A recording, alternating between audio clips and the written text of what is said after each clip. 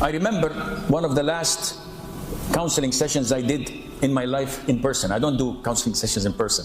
It is dangerous. You get people wanting to commit suicide in your presence. What did I do to myself? Why am I? You want to kill yourself on Zoom? Go ahead. I just log off and I'm gone. But when someone is in your house and they threaten to throw themselves from the balcony, in a counseling session, this happened to me.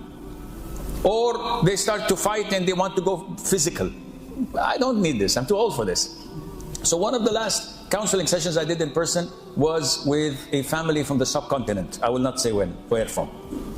And it was a mother-in-law who's in her mid-40s. Her son, 21 years old.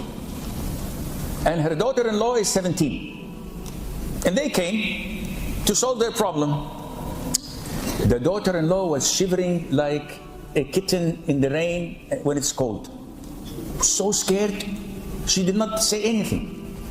And the mother-in-law, you were looking at Darth Vader. And whoa, this is really dangerous and scary. And the husband, the young boy, trying to diplomatically diffuse the issue. Sheikh, my mother is doing this, my mother is doing that, we're newly wed, and my mom is scolding my wife and saying. So when I tried to intervene and soften things up, the mother was defiant. No, she sleeps until 11 o'clock in the morning. She doesn't do her chores. She doesn't know how to cook. She doesn't clean. She doesn't do anything. She does not. And she is giving her, subhanAllah, help.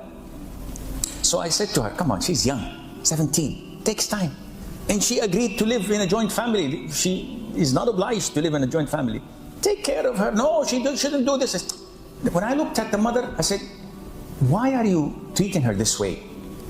Would you like to be treated this way? She said, I was treated this way. And my in-laws beat me and they tortured me when I was young, her age, and they made me do heinous things. I said, subhanAllah, was that fair? She said, no. I said, okay, why are you doing it?